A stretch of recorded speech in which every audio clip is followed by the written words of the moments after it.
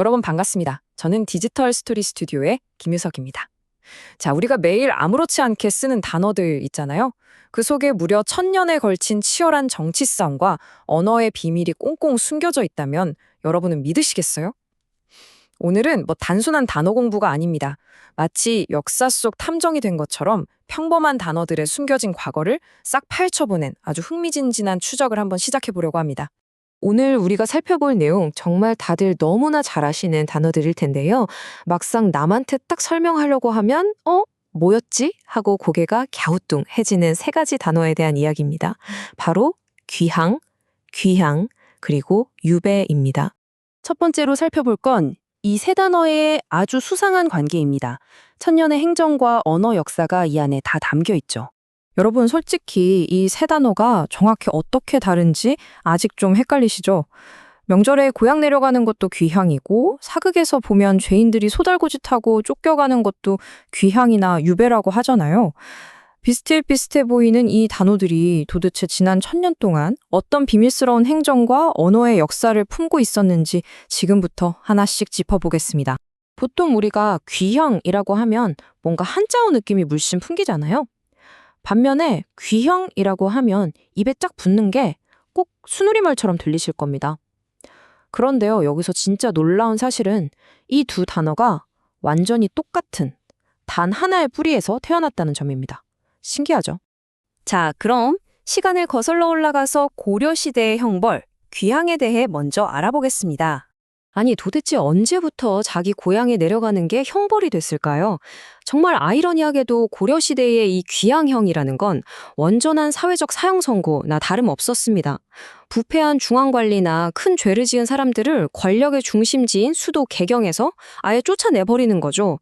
그래서 원적지, 그러니까 고향으로 강제로 돌려보내는 무시무시한 벌이었습니다. 이게 단순히 이사가는 수준이 아니라 관직을 싹 다 빼앗고 호적까지 고향으로 강제 편입시켜버리는 그야말로 철저하게 정치 생명을 끝내버리는 거였죠.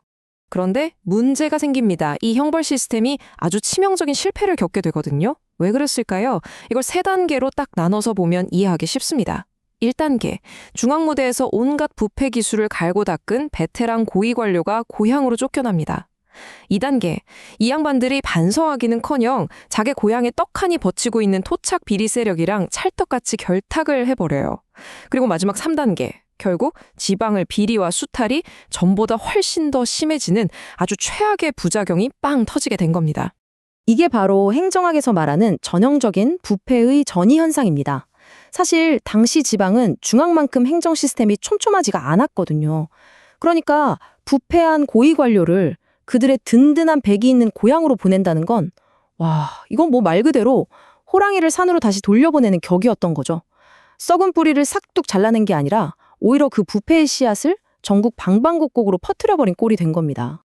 자, 다음으로 조선시대의 완벽한 격리 시스템, 바로 유배로 넘어가 보겠습니다. 앞서 본 고려시대의 이 어처구니 없는 지리적 허점, 과연 조선을 세운 신진사대부들은 이걸 어떻게 해결했을까요? 조선 왕조는 국가의 기틀을 쫙 잡으면서 명나라 법전인 대명류를 들여와 유배라는 아주 새로운 제도를 뚝딱 도입합니다. 한양을 기준으로 2000리, 2500리, 3000리 이렇게 거리를 철저하게 계산해서 죄인을 뚝 떨어뜨려 놓는 굉장히 정밀한 지리적 격리 시스템을 만든 거죠. 여기서 여러분이 꼭 기억하셔야 할 가장 중요한 포인트는 바로 연고지 배제 원칙입니다. 이게 무슨 말이냐면 죄인들을 자기가 아는 사람이 단 한 명도 없는 생판 낯선 국경지대나 첩첩산중 외딴 섬으로 무작위로 보내버렸다는 거예요. 그 사람들이 가진 부패 스킬, 인맥, 정보의 흐름 이런 걸 완전히 싹 다 차단해서 과거 고려시대처럼 동네 세력이랑 짬짬이 하는 짓을 아예 원천 봉쇄해버린 겁니다. 머리 진짜 잘 썼죠? 자, 한번 비교해 볼까요? 고려의 귀향과 조선의 유배는 그 목적지 자체가 완전히 달랐습니다. 고려가 연고가 있는 고향으로 사람을 보내서 부패를 사방으로 퍼뜨린 실패한 형벌이었다면 조선의 유배는 완전히 낯선 오지로 쫓아내서 통치 권력의 구멍이 나는 걸 완벽하게 꽉 틀어막은 아주 성공적인 격리 제도였습니다. 네 번째로 볼 부분은 이 귀향이 도대체 어떻게 귀향으로 바뀌었는지 그 마법 같은 언어적 반전입니다. 앞서 보신 것처럼 국가의 제도는 유배로 완벽하게 싹 바뀌었잖아요.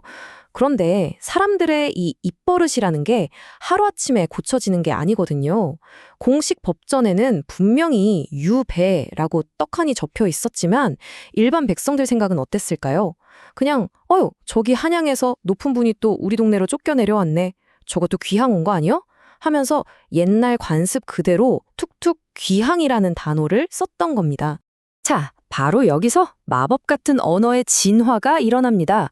우리 한국어 발음 구조상 모음이 연속으로 나오면 발음하기가 좀 까다롭잖아요. 그래서 귀향 할 때 그 향에서 흐 소리가 스르륵 약해지면서 탈락해버리는 현상이 생깁니다. 그러니까 혀를 굴리기 살짝 불편했던 귀향이 수많은 백성들의 입을 타고 오르내리면서 훨씬 발음하기 편하고 매끄러운 귀양으로 자연스럽게 그 모습이 바뀌게 된 거죠. 자, 그럼 5번째, 언어의 화석화와 분화. 이 단어들이 맞이한 새로운 운명에 대해 살펴보죠. 드디어 우리가 파헤치던 천년 미스터리의 종착지에 다 왔습니다. 이 단어가 귀향이라는 소리로 사람들 입에 쫙 퍼지게 되니까 이제 사람들의 머릿속에서 원래의 한자 뜻, 그러니까 고향이라는 뜻의 향은 완전히 지워져 버렸습니다. 한 뿌리에서 똑같이 태어났지만 소리가 변하니까 그 안에 담긴 의미마저 완전히 남남이 되어버린 거죠. 말 그대로 진짜 한 지붕 두 가족이 된 셈입니다. 언어학에서는 이런 현상을 언어의 화석화라고 부릅니다. 아주 재미있는 현상이죠. 이 화석화 덕분에 오늘날 국어사전을 보면 귀향이랑은 아예 촌수도 안 닿는, 그저 멀리 유배를 떠나는 가혹한 형벌만을 뜻하는 완전한 독립 단어로 떡하니 인정받고 있습니다. 본래 뜻은 잃어버린 채 그 옛날의 사회적 맥락과 형벌의 의미만 화석처럼 단단하게 품은 순우리말 표준어로 정착해 버린 겁니다. 마지막 6번째, 역사와 언어가 빚어낸 단어들, 오늘 함께한 천년 여정의 결론입니다. 자, 행정과 언어의 진화가 만들어낸 오늘 이야기 아주 깔끔하게 총정리 한번 해보겠습니다. 귀향은 본래 뜻 그대로 자발적으로 고향에 돌아가는 걸 말하고요. 유배는 낯선 오지로 팍 격리시켜버리는 법적인 공식 명칭입니다. 그리고 마지막 귀향은 이 두 가지가 시대적 상황과 엉키면서 탄생한 관습적인 형벌을 의미하는 언어의 화석인 겁니다. 딱 떨어지죠? 결국 이 세 단어 속에는요, 부패의 뿌리를 뽑고 나라의 기틀을 꽉 잡으려고 그토록 고뇌했던 조선시대 4대 부들의 피나는 노력, 그리고 어떻게든 말하기 편한 쪽을 택했던 우리 옛 백성들의 그 고집스럽고 실용적인 언어 습관이 정말 완벽하게 녹아들어 있습니다. 자, 어떠세요? 이제 이 세 단어의 차이점 확실하게 감이 오시죠? 우리가 평소에 아무 생각 없이 툭툭 내뱉는 단어 하나에도 이처럼 시대의 거대한 정치적 혁명과 옛사람들의 깊은 고뇌가 아주 화석처럼 콕 박혀 있습니다. 그렇다면 여러분이 바로 지금 매일같이 쓰는 그 수많은 일상어들 속에는 과연 또 어떤 기막힌 역사적 드라마가 숨죽인 채 우리를 기다리고 있을까요? 오늘 해설은 여기서 마치겠습니다. 함께해 주셔서 감사합니다.